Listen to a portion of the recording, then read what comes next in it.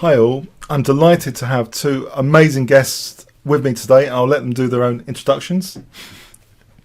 I'm WIM Natasha Regan. And I'm Matthew Sadler. And we're very excited to be here with the great Kingscrusher, who is very well known for all his videos on Leela Zero.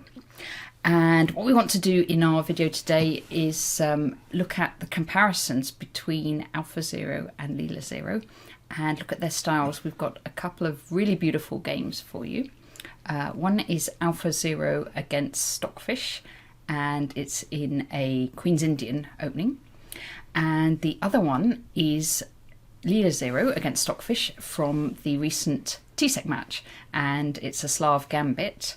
And in both of these games, we see AlphaZero and Leela Zero advancing their rook's pawns. And so we're going to look at the games now. Okay, fantastic. Let's have a go. So this is a very interesting game. It was actually one that we were going to put in our book, Game Changer, but didn't quite make the final cut, which sort of shows kind of how great all these games were actually, because this is a very nice game indeed. So this was just played from the start position. So AlphaZero and Stockfish were making it up as they went along. And yeah, I mean, this is one of AlphaZero's favourite openings. So it scored very, very well with this and found some quite beautiful ideas. So the G3 Queen's Indian. It's supposed to be very quiet, but there are quite a few exciting lines as well. Trifon, does Leela ever play this opening? Yes, I think Leela is good in the more strategic openings in particular. Doesn't do so well when it's having to play the King's Gambit accepted though. But on the kind of more positional openings, that our friend Paul Georgiou, he would like these, yes. wouldn't he? He would definitely like these. Leela does very well, yeah. Nice. This is quite standard, actually. I mean, actually quite impressive when you think that these machines are sort of finding this out by themselves. And this Bishop B4 check, Bishop B7 maneuver to misplace the Bishop on D2 is a refinement that came quite late to the human game. But machines are doing it quite easly. This is always quite interesting. I mean, AlphaZero likes fixing the centre because if you fix the centre, then you can play more easily on the wings, and that's really where I think both AlphaZero and Leela Zero excel actually in playing all over the board on both wings at the same time.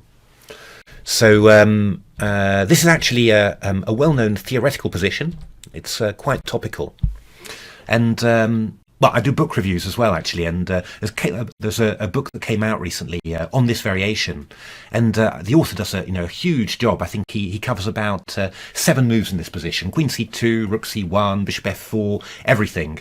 The one move he doesn't cover is the one that AlphaZero played, funnily enough. And actually, it's only been played. It's never been played over the board, so from that point of view, it's a novelty.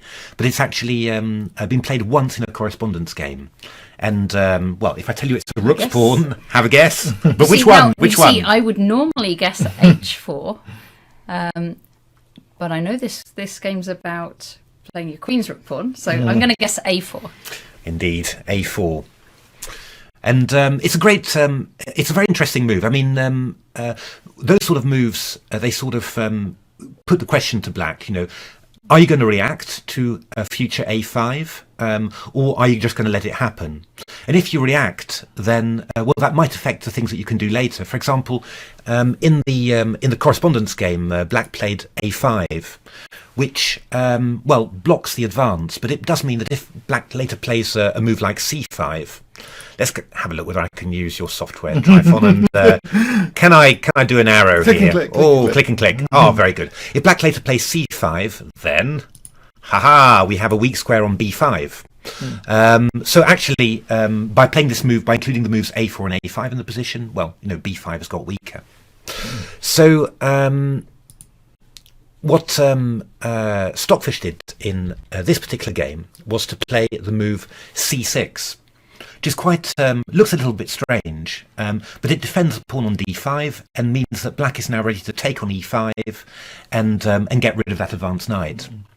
Well, quite happy that that Stockfish did this, because then we actually see the whole point of AlphaZero's concept, which is really nice. So I really do like it. So that's a5, knight takes c5, d takes c5, knight d7, and then anyone want to guess the next move?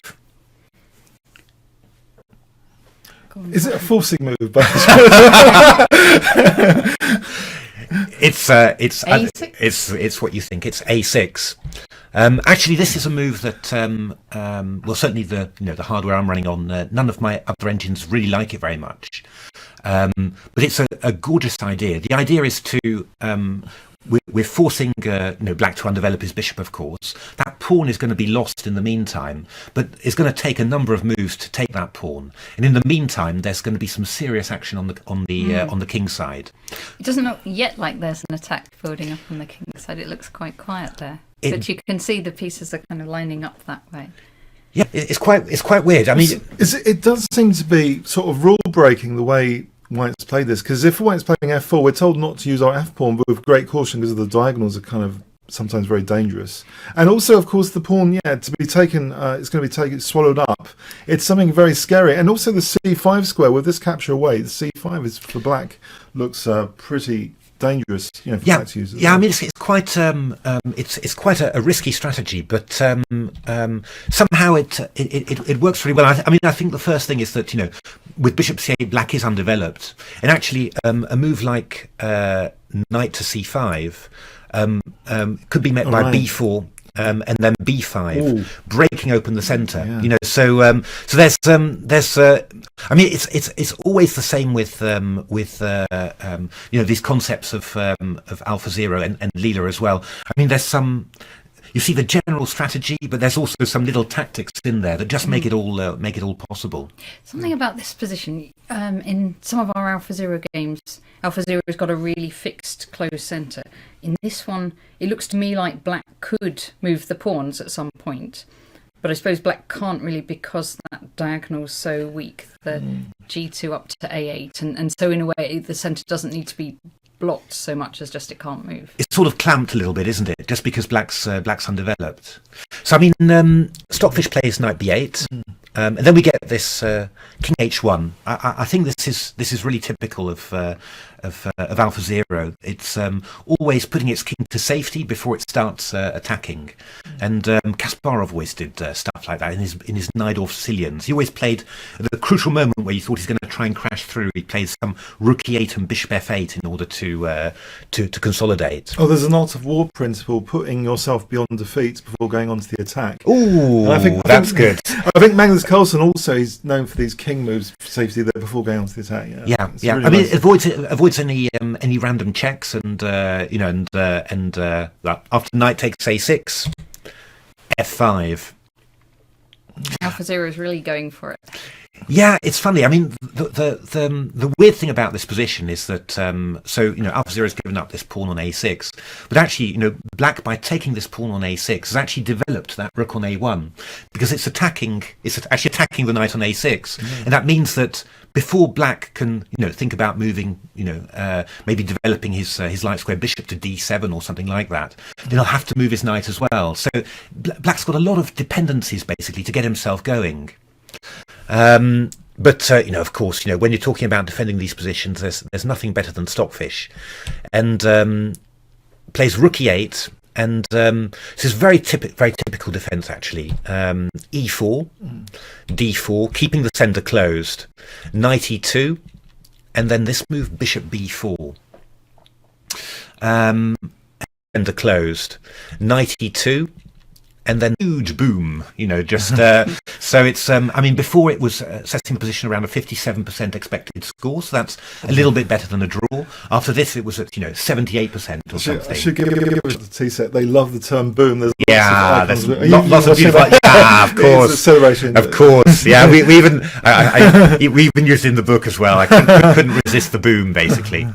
It's, I mean, what AlphaZero actually wanted was was this move knight c5 to try and bring the knight a little closer to the king side. But this move bishop b4 I mean, it's a really typical Stockfish thing. I mean, what Stockfish is trying to do is survive with minimal forces on the king side, but untouched kingside pawn structure. So it's very you sort of think, well, how are you ever going to get at it? And at the same time, it's trying to exchange off white's attacking pieces with a move bishop b4.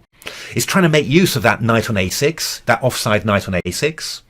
And it's also attacking the pawn on e5, which is white's biggest weakness. So I mean, it's a great it's a good defensive concept. The only thing is that AlphaZero's prepared this this amazing set of sacrifices that really crosses that plan, and it plays e6. F takes e6, has to be taken, and then f6, double pawn sacrifice. G takes f6, and knight f4. I love this knight maneuver. In fact, someone did an article against Sicilian. This knight goes to h5 in a closed Sicilian. It's sometimes a very nice attacking maneuver. Yeah. It's. I mean, the nice thing about this thing is that if you just compare it to to this position, here Stockfish was defending its king side with minimal pieces, but its king side was untouched, so you thought it's very hard to get at the king side. And actually what AlphaZero's done is just said, well, okay, that's your defensive concept. Well, try that defensive concept with minimal pieces, only with a wrecked king side. I'll just give you 2 pawns for it, no problem, but just see how you cope with that one. And actually, this is very, very, very unpleasant, actually. And I've spent a lot of time in total on this position, and also asked AlphaZero for what it thought about the position. And I mean, it's really very, very difficult. I mean, the most obvious move, I suppose, bishop takes d2. After all, that's why you put the bishop on b4. Get rid of this piece, tap the king away. But suddenly, I mean, it's not obvious at the start, but you suddenly realise that I've got this rook on a8. Oh, come on, I dare to do it. A rook on a8, a knight on a6, and a bishop on c8, and they're all doing nothing. And if you think about how could black connect its rooks quickly, well, it would have to play the bishop to b7, but that's putting the bishop away from the king side, and it's had to do that because the knight on a6 has to be defended. So long term, blacks can be playing with very few pieces on the king side. Yeah. It only takes white 2 or 3 moves to make this attack. Really. Yeah, I mean, look at how quickly it's coming. Knight f6, queen g7, probably the best move. Queen h4, and I was analysing this, and I didn't actually. I got quite far, but I didn't actually see the key idea, unfortunately. So I got this far with doubling up the rooks, but I thought that the black was vaguely holding. But so people should stop the video and see if they can think of the key idea. See if they can think of the great idea here. I mean, it's the point is you don't realise it, but having pieces on the queen side not helping with the defence, bishop b7, rook a8, it really, really matters. It's just that you've got to find the key, and actually it's very simple. Exchange off some defenders. And then it's this move, queen h5, this little creeping move. Amazing. That's really, really nasty. Rook f7 is coming in, and the queen's also looking at e5 check as well. This is a great example. I've been emphasising, I don't know if this is wrong actually, to some of my, I've been doing a bit of coaching, I've been saying doubling rooks is almost like a tactic. When you double pieces on a coordination square, it's almost like a tactic. It's like as though you pin the piece.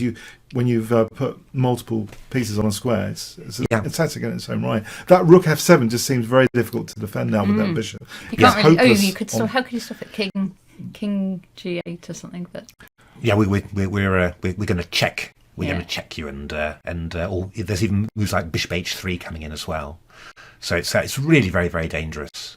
It's I mean, for example, if you go something like move like queen g7.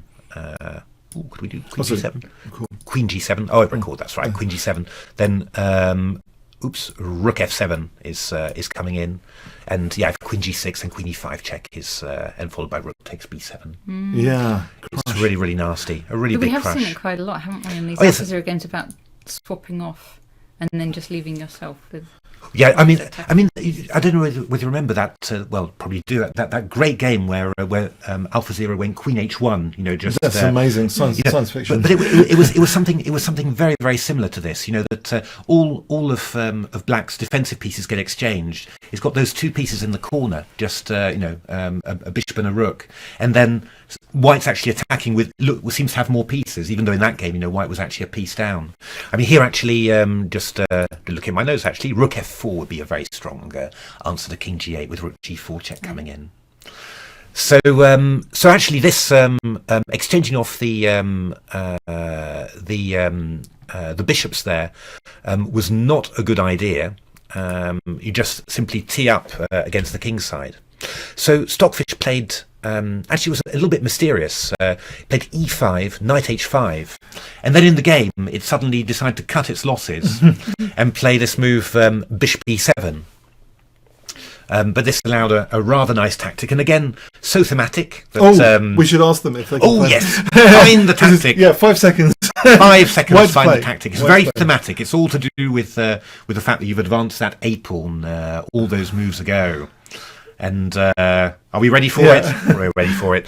We go Rook takes A6, which actually just picks up a piece, because if Bishop A6, Queen G4. Queen G4 check, there's quite a few ways of doing it, but this is the most elegant. Bishop H3, threatening Queen E6 or Queen G7. Absolutely gorgeous little way of winning. So, I mean, in the game, after Rook A6, Stockfish went King H8, and after Rook A1, it was, well, it had a few pawns for the piece, but it was a pretty rubbish position, really, and it just it lost very easily. It didn't have much of a chance. The key thing was, though, you sort of think, well, Bishop E7 was a bit odd. Wasn't there a better way of defending? How about this move, Rook F8? And so I was looking at Bishop H6, Bishop E7, and the first thing that you look at here is again this move, Rook takes A6. I mean, after all, doesn't that look great? And there's we're gonna give you another tactical puzzle soon. So because there is one absolutely beautiful line that it just flashed into my head. I was so happy about it, and that's if King F7, we have this move Bishop H3, and now Bishop takes F1. If you grab the whole house, how do you finish this off? It's quite difficult, this one, actually. So Queen, what about Queen E6 again? Queen E6 will go King G6 and escape. It's kind of it's so beautiful. Oh, it's so good. It's right. I'm going to. Yes, I was super amazed by this. It's incredible, isn't it? Queen G7, King E8. Yeah. Oh, this 5 seconds to find 5 seconds for this one. 500 points if you can get this. This is the most incredible move I've seen, possibly for a long time. 5 seconds. White to play.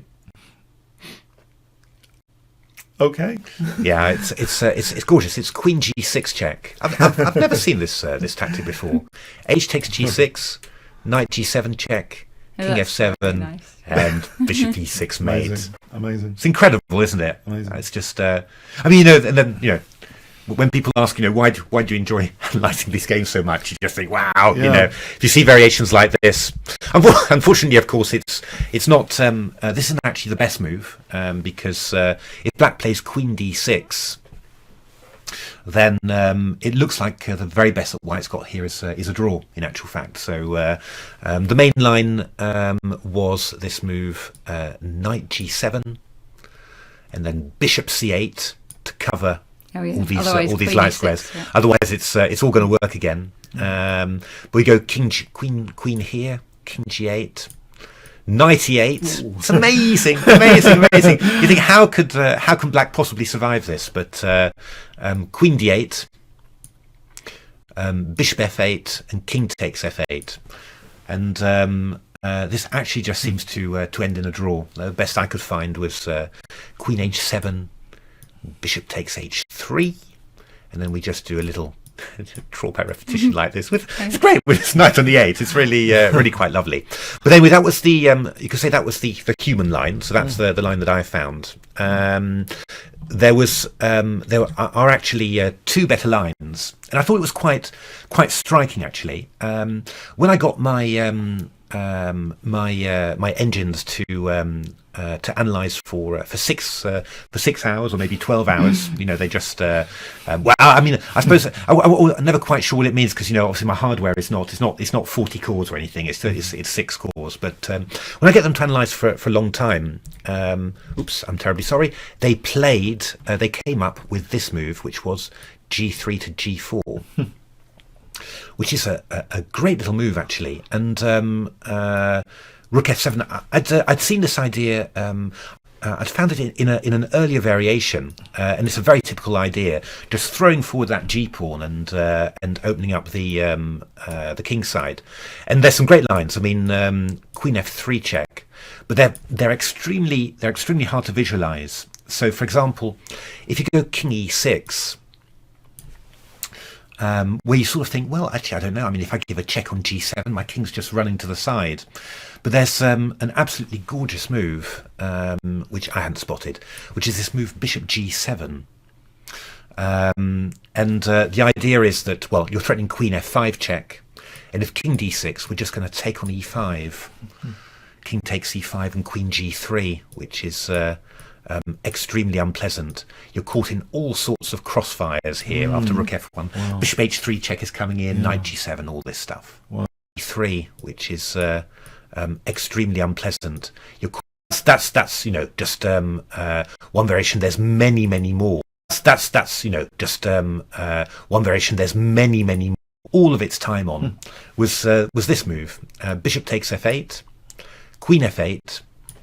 And then Rook A2. That's beautiful. Which, I love that. Yeah, I just thought it was very thematic somehow. Yeah, you've moved this A pawn up, and you've activated your rook, and now you're going to use that in order to line up on the position. And this is very strong too. But it's a very strategical one, because, to be honest, all those tactics in that line with G4, G5. I mean, I was amazed you're not losing. You're not just losing pieces. I mean, I was losing pieces constantly when I was analysing it. Whereas this is actually, it's not simple, but it's you're getting all your pieces into work. This is a very nice move, just opening up the king side still further. If Queen G5, I think Bishop F3 was the big move, and you're going to bring the rook over to the G file, and here it comes into the E file. And this was the long variation that AlphaZero had. I mean, here AlphaZero want to play Rook F8 check, which is pretty strong too. Queen C1 also looks very strong to me, to be honest. This move, aiming for G5, and also looking at stuff like Rook takes E6. I mean, that also looks quite strong. But AlphaZero's line was Rook F8, Queen F8, Rook takes F8, King takes, check, there, and Queen G3.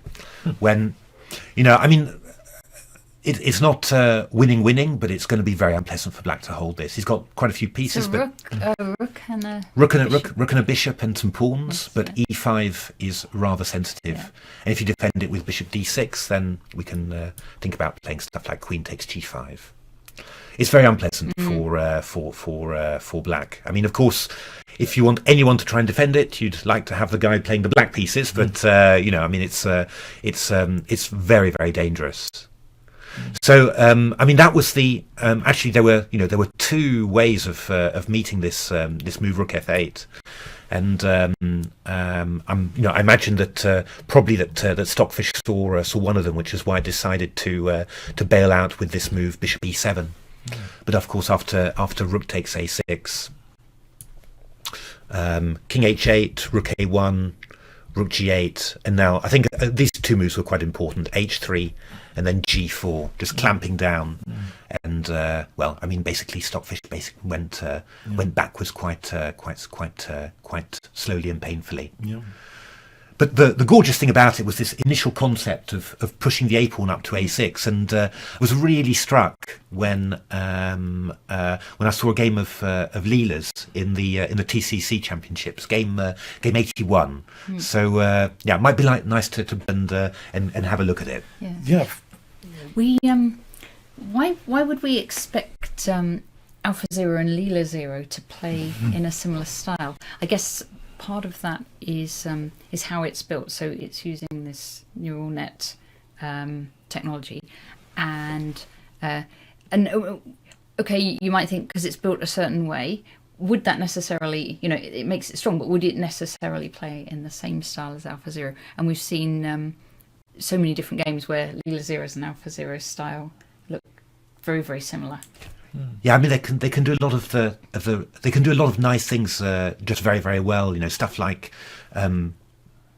assessing pawn sacrifices, long-term compensation, stuff like opposite coloured bishops. Yeah, because it was really funny while we were writing the book, and actually when we started writing the book, Leela wasn't all that strong. Yeah. And then we wrote the book, sent a draft off, and at that time we're following online about Leela and Leela playing its matches. And your videos as well. And Trifon's videos. Yeah, definitely we were following. Yeah. And I think you came up with the terminology about a thorn pawn. Yeah. But no, we had already written chapters that we hadn't thought of the words thorn pawn.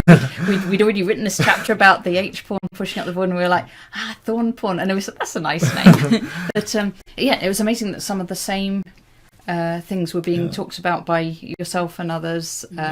On the chat, and we'd already written all this about AlphaZeros. And have you noticed it's more strategic openings? It does much better. I think the alpha beta classical approach is great for tactical positions, whereas it's all about the piece play. But when it's the pawns, Leela can do sadistic things like tie up the opponent's pieces and then attack, and create these dependencies, as you say. And it's very interesting you talk about dependencies, because also in reverse, Leela is. I've seen one of your videos earlier about. It moves its king over there, so it sort of creates an independence for its own attacking plans as well. So it creates dependencies on the opponent, but creates independencies for itself, that it's free to do what it wants. Yeah. It's kind of the sadist. So it's got kind of much more choice about what it plays. It's somehow restricted what the opponent can do, and then it can... But without the pawns, I think we would be a much more tactical game, and maybe the alphabet would dominate totally. We wouldn't see this, but especially in the French defence, against the French defence, Leela is absolutely amazing. Yeah, so let's have a look, and let's bring up this Leela Zero game, because it was a really good one. Okay, well, back in a moment. All right, time to look at this Leela game now. Right, so this was a great game actually. I have to say, in a number of these pairs of games, there are some absolute classics. And actually, the game where Stockfish was white and Leela was black was the opening was absolutely fantastic as well. But I really love this game, and I think you'll see why it really struck me so much that this was so similar to the AlphaZero Stockfish game that we've just seen. So this was all specified by the book. It's quite an old gambit, the Slav gambit. In the 1950s, it was very, very popular. Efim Geller, great Russian player, played this a number of times, and although he's most famous, I think, for the games that he lost in this variation. But Bishop E2, they often played A takes B5 in the old days, but Bishop E2 has been played, and this was the last game of the book.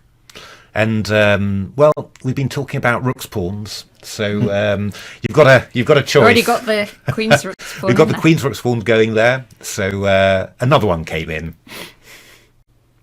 That'll be the king's rook's pawn. That'll be the king's rook's pawn. So H4. It's a very nice idea, actually. I mean, and again, it's very typical of Leela's play and also of AlphaZero's play as well. You've got a pawn on E5 that's driven away a knight from F6, and then you just try and consolidate your grip on a colour complex, just by moving the pawn up to H6. So Bishop B7, H5 came in, Knight D7, H6. Now, no messing around there. And after G6, Knight E4. So, I mean, white's still a pawn down here, and black's doing fine. I mean, black's pretty well developed, but obviously you can see that the dark squares, that's going to be a major battlefield in the coming moves. The lovely thing that happens now is that castles, and then Stockfish plays this move Knight 5 B6. So attacking the pawn on A4, and so really trying to force a decision from black, from white. It's a very confrontational move. It's kind of provoking A5, isn't it? It's provoking A5, but of course the idea then is that once white has played A5, there's no longer any pressure on the B5 pawn. So that should make C6 to C5. Let's see. Do I know how to do that? Yes, I've got the arrows now. C6 to C5 becomes a lot more simple. However, Leela, very similar to AlphaZero, just takes a rather different approach and plays this move A6. So attacking the bishop, forcing it back, and then rook e1. That's like the game we just saw. That's just like the game we saw. I mean, just moving a pawn there, forcing black to undevelop, and then rook e1 is looking to start to bring pieces, towards the king side. Because actually, you wouldn't think a6 would be a good move necessarily. No, it's disruptive. It's amazing. I actually played this gambit as white in some over the board chess. Oh, right. And quite often I find the problem when black plays c5 and your centre gets disintegrated can sometimes give you really weak with the c5 later from black. And this idea of not having open lines, just the clamping on the dark squares that you mentioned is really interesting. Yeah. I mean, it's very, very unusual. This, I mean, it really is a great concept. And the idea as well is that, with a bishop on c8, c6 to c5 from black is going to be much less strong because the bishop hasn't got a good diagonal. So. And it's double thorn pawns. Indeed. You've used it. You've used it. Get the t-shirt, by the way. Yeah, the t-shirts on the t-shirt. Is there really a t-shirt? Yeah, it's my top seller. I should start wearing mine t-shirts. I'm going to look up this t-shirt. I'm definitely going to look up this t-shirt. So Stockfish played f5 to just to try and give itself a bit of room on the king side, and actually we get into something that's actually was very typical again of the AlphaZero games against Stockfish. You get these types of positions where Leela then is attacking on squares of a certain colour, and actually not really worrying about the number of pawns it sheds along the way, but just getting more and more open lines. Whereas, of course, Stockfish is defending like an absolute monster and taking the pawns, not losing, but under very heavy pressure. And it was really, really very, very nice here. So rook takes f6, bishop d2, rook f7, rook a3. Again, quite similar to this AlphaZero game. This a pawn has been moved forward, and that just gives a chance for the rook to activate itself laterally across to the king side. Because we had the line rook a2. Rook a2 to f2. Yeah, no, that's right. I mean, in actual fact, what you do see with a lot with AlphaZero's play, and I think it's exactly the same with Leela, is that the fact that you're giving away these pawns, it gives your pieces so much more freedom. You don't need those pawns really. It's it just reminds me of I played a game against Julian Hodgson once when I was very young, and at some stage he was black in a Benko Gambit, and he let me play bishop c3 takes his rook on h8. So I asked him about it afterwards, and he said, well, once he'd taken my rook, my king side was developed. I didn't need to develop any more pieces, which has always struck me somehow. It's similar sort of principle, really. If I'm giving away all my pawns, I don't need to worry about them anymore. So rook f3, again, a very nice, not an obvious move at all. Yeah, I mean, you think that rook's coming over to g3, but no, whilst black's rook is busy on the queen side, we're going to swap off the defensive piece on the king side. Very, very, very nice. And bishop g4. And, I mean, looking at this position, I mean, black's 2 pawns up, but, what breaks does black have? I mean, c5... Yeah, I mean, it's just going to get taken. E5 is obviously not going to happen. White's just going to sit on that position and grind forever. And the only reason that it's sort of it doesn't collapse is because Stockfish is so amazing. I mean, that's the interesting thing. I think there's one more moment that's really interesting. I mean, they play around on the dark squares. Bishop g5, bishop takes e6, which is quite nice, and you see Leela encroaching on those dark squares, but somehow Stockfish keeps on finding all these little ideas just to break things open. I think queen c5, queen c7 was the idea. So I think this was the idea. It's always slightly mysterious why, but I think then the queen would be offside. It would have to go back to a3 if you want to keep the queens on. So actually, one of these amazing things where you often see with AlphaZero as well. Just give away the pawn. Don't worry about it because you've got your opposite coloured bishops, and indeed on this square, bishop to d8, teasing a little bit, coming round here, which is very, very sweet. If rook takes a5, we're going queen b8 check. And then once this bishop on b7... the stone pawn, stopping the king going to g7. Exactly. I mean, it's... Stockfish hangs in there with rook 8, and then we get this swap with these bishops. And again, I mean, look how many pawns down white is. I mean, white's got 1, 2, 3, 4. Black's got 1, 2, 3, 4, 5, 6, 7 pawns. It's just 3 pawns, and yet you know that the only one pressing for a win is white. Now, I mean, Stockfish, holds it. But there was one very interesting point here that. What we often saw in the AlphaZero Stockfish games was that Stockfish was managing to set up some sort of fortress, you could say. It's not a fortress in the normal sense, but just hanging in there with its pieces, and you think, well, how on earth can anyone break through that? He's just hanging on his light squares, and keeping the pieces at bay. And what you often saw was an exchange sacrifice to break through and open up the position. And actually, Leela does exactly the same thing. This exchange sacrifice, and all of a sudden you've cleared the king's side. You've still got those terrible dark squares, but now you've also got a passed H pawn. I mean, that pawn that you've moved forward turns out to be great in the ending. Now, I mean, the game goes on for about 240 moves, so probably now is not a bad time to stop. I mean, in general, it's an equal position, but of course, in terms of who is pressing for the win and who's under huge pressure, there's no doubt that Black's the one who's got to show some amazing defence to hold it. But I mean, I love that that idea. I mean, anyway, I love that idea of moving both rook's pawns. But just the parallel with that game of AlphaZeros, that you're throwing forward a pawn on the queen side. It's costing Black lots of time. It's a pawn that you're losing, but then you're moving on to the king side. That's it's really quite striking. And then that typical thing about opposite coloured bishops. Doesn't matter how many pawns down you are. Just that activity in the middle game is huge. And then, of course, this little idea of sacrificing the exchange to try and break through a Stockfish fortress. Really nice themes.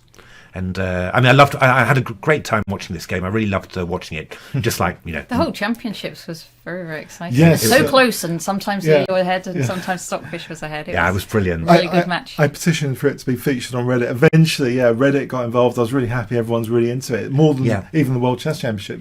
This recent match, and it was only by 1 point that Leela lost from the deep openings, and it was. I think it was a great credit to the whole Leela project that it did so well in that from those deep openings. I mean, I think it was. I mean, really, in terms of matches. I mean, I saw a tweet from Rajabov saying, "Wow, what a match!" And when you think, "Wow," these world class players, they're also really thrilled about it. I saw tweets from Peter Heine Nielsen as well. People were really getting into the whole match, and I think that's. It's probably, part of it is just that beautiful clash of styles, this massive calculator Stockfish against, Leela with a strategical skill, really wonderful. I think also technology is favouring Leela at the moment. The graphics cards for AI generally are improving at a rapid pace, becoming cheaper and more powerful. That's helping. Yeah. But it's wonderful that this quite an old concept, the self-learning neural network. There's the technology which has enabled it, but it's a large number of years ago. It's not a new idea in concept, self-learning. But only now it's actually managed to really work. Yeah, that's quite amazing as well. How sometimes it's old technology. No, it's but I mean, the TCC was really, really great, and it was also interesting to see the match afterwards. With this, it was 12 minutes and 3 seconds, and from the starting position. I mean, that was also very interesting. Absolutely. It was 12 minutes and 3 seconds, and from the starting position. I mean, that was 12 minutes and 3 seconds, and from the starting position. I mean, that was also very interesting. For me, it revitalised the whole channel. I was getting maybe a little bit. For me, it revitalised the whole channel. I was getting maybe a little bit my blitz, and it's totally justified. Now you can lose the pawn and you go, all I needed to say was, well, I've got the bishop here. Yeah. I just needed a reason. I think I can justify losing all my pawns. that was yeah. I mean, it was very, very impressive to see that result with starting from the normal ball position. That was really good. That's okay. I think actually, let's do a new instalment in a moment. I'm going to ask you about the AlphaZero book now. So in our next instalment, but thank you again. Fantastic analysis and insights there, and Natasha. Okay, until our next little instalment in a moment.